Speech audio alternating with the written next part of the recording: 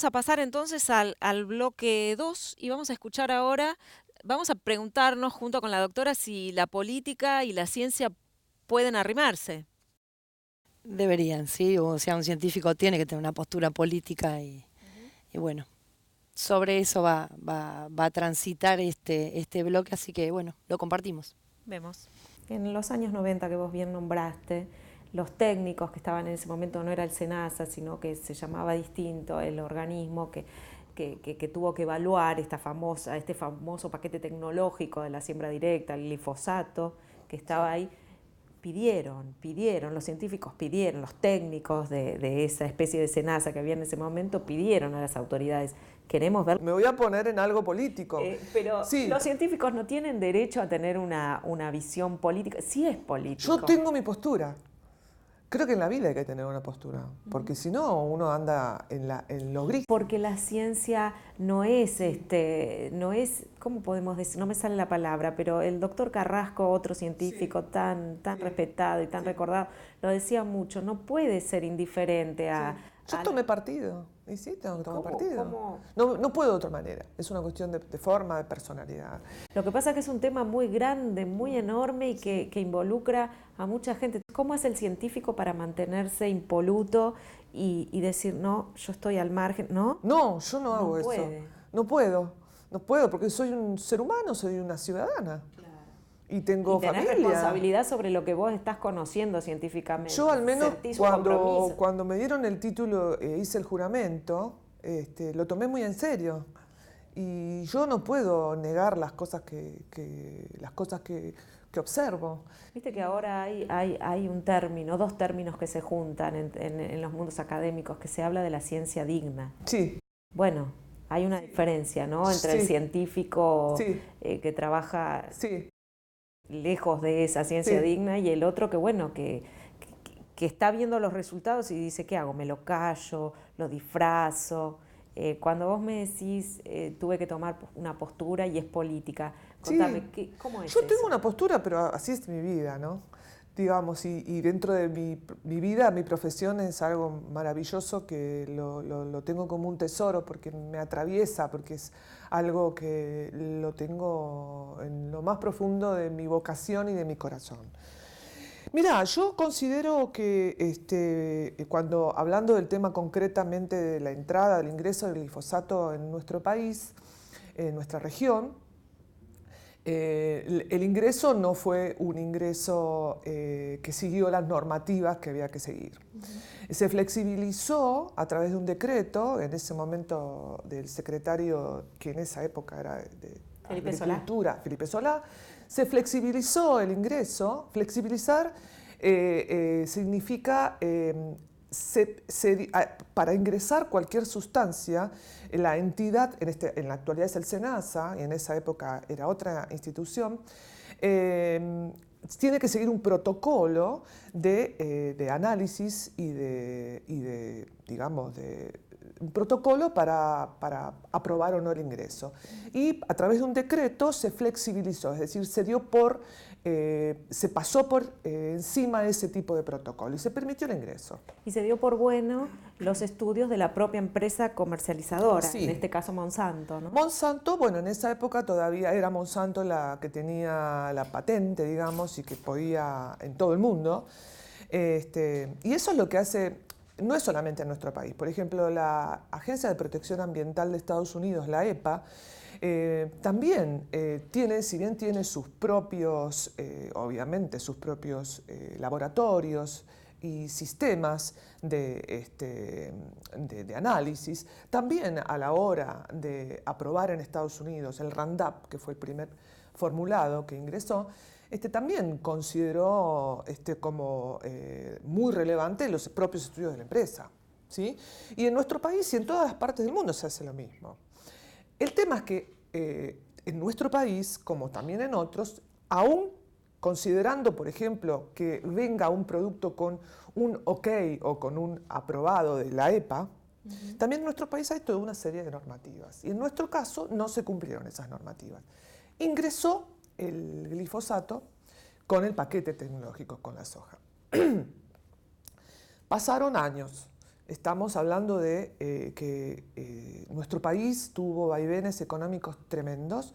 En el medio tuvimos la crisis del 2001, que todavía la seguimos realmente sufriendo, pero es una realidad que estamos, por suerte, desde el punto de vista de nuestro país, mucho mejor que en la época del 2001. Y considero que fue la actividad agrícola, de la mano de esa forma de agricultura, la que aportó mucho a esta reactivación, a que la gente... Yo lo veía, por ejemplo, yo daba clases en esa época en la facultad, en una materia en donde los estudiantes se estaban recibiendo ya de biólogos.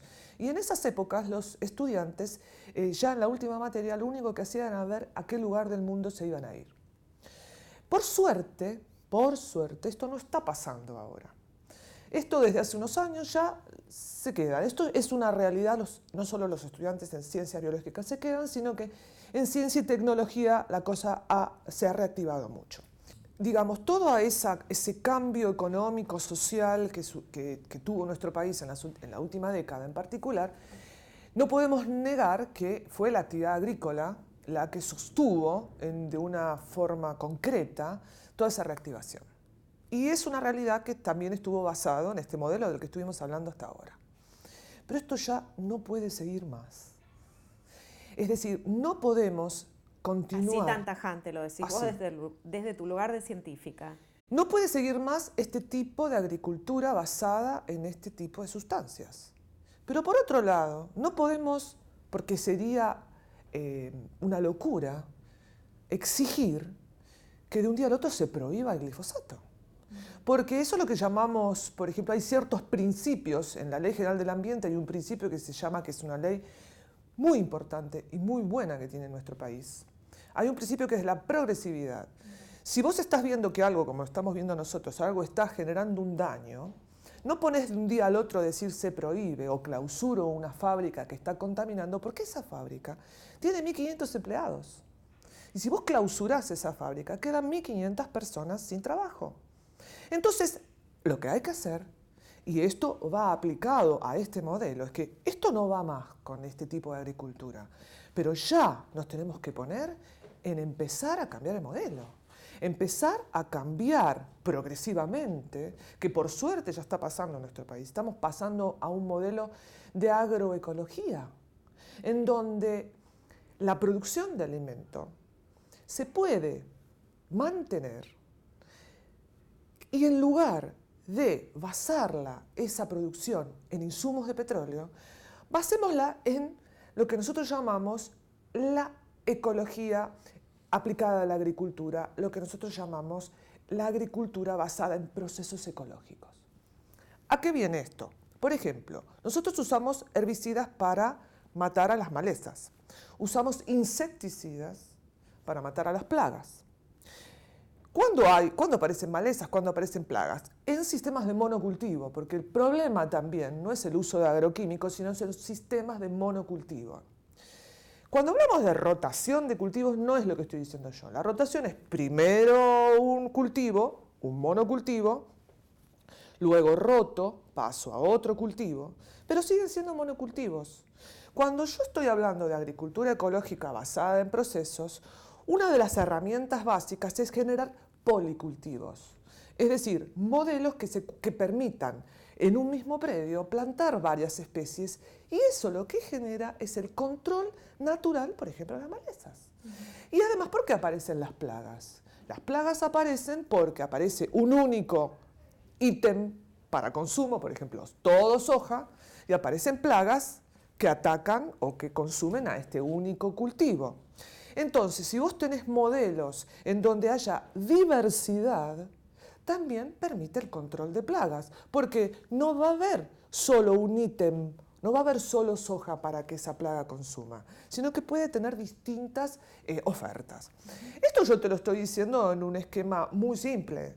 Y es ahí donde en la actualidad la ciencia y la tecnología tienen que ponerse a trabajar, no en generar nuevos productos agroquímicos con sus semillas modificadas genéticamente, sino que ciencia y tecnología tienen que ponerse a trabajar en modelos de procesos ecológicos, de agroecología.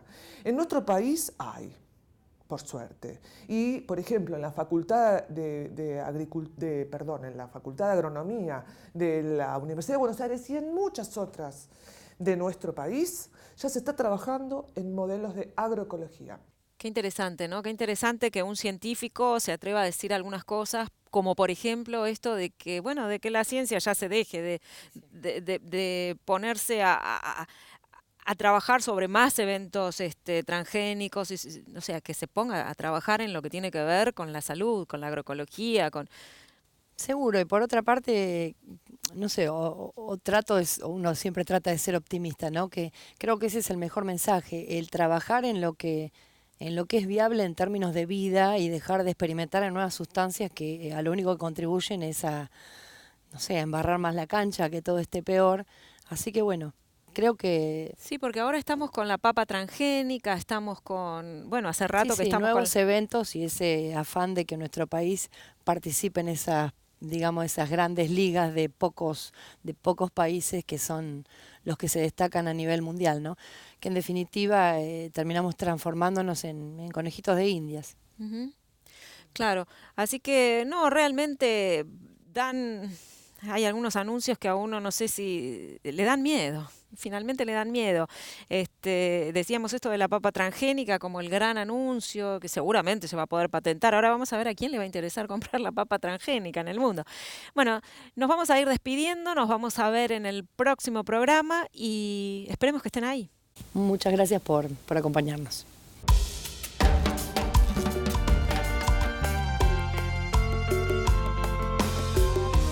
Tanta codicia, tanta condena, tanta injusticia, tanta